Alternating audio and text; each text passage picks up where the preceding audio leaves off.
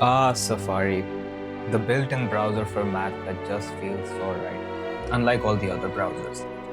If only there was a way to become a super user and save a few clicks here and there. Well, there is. It's called the Logitech MX Creative console, and in this tutorial, I'm going to show you my process of how I mapped all of these Safari shortcuts in the liquid glass theme onto it. So you too can become a Safari super user. Let's begin. The first step is to gather the shortcuts you'll need. Safari has a wide range of keyboard shortcuts for things like opening and closing tabs, switching between windows, refreshing a page, or even quickly searching within a website. You can find Apple's full list of Safari shortcuts on their support page. In my experience, I've seen that not all of these shortcuts work correctly, so be sure to check out the keys in the toolbar at the top as such and give them a try on your browser. Before mapping everything, I started by setting up our first page of shortcuts. After testing, I realized some adjustments were needed, for example, moving the next tab and previous tab to a more comfortable positions, and making sure that reload, open a new tab, and close tabs were all easy to reach. Fixing spacing and alignment early on ensures that the icons look consistent and are easy to use across every page.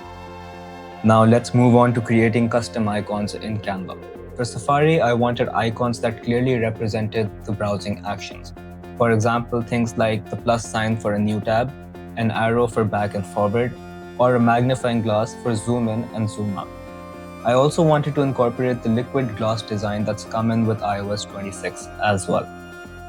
In order to create these icons, I first created the base styles in the liquid glass template.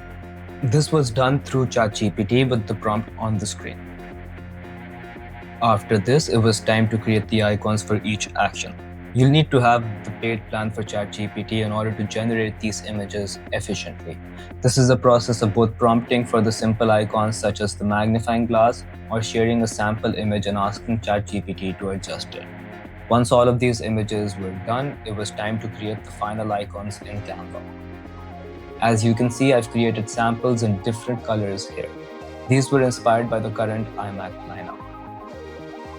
When it comes to exporting, save all icons as PNG files with a maximum file size of 150 kilobytes. Be sure to select the transparent background checkbox.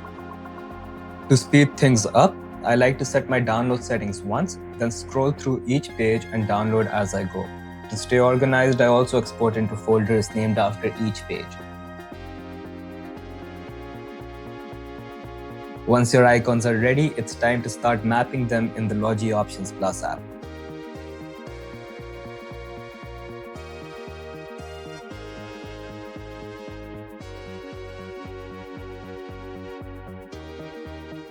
Select a key on your keypad, then on the right-hand side under System Actions, assign a keyboard shortcut.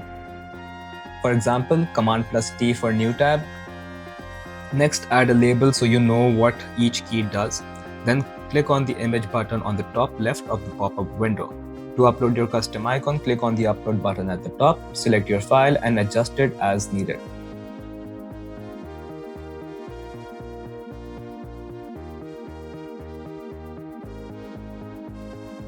Repeat this process for every shortcut you want to use in Safari.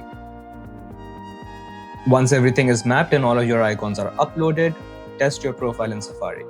Try switching between tabs, refreshing pages, and navigating backwards and forwards using only your keypad. Make small adjustments if something feels off, and soon you'll have a smooth, personalized browsing workflow that saves you clicks and seconds every day. And that's it. You now have a fully custom Safari profile for your Logitech MX Creative console. If you want to save all this time and get the ready-to-use keypad file for Safari, I have them available on my Patreon, which is linked in the description below. It'll go a long way in supporting me as well. Lastly, don't forget to like, comment, and subscribe. Let me know in the comments if there are any improvements that I can make or any software that you'd like me to create a plugin for.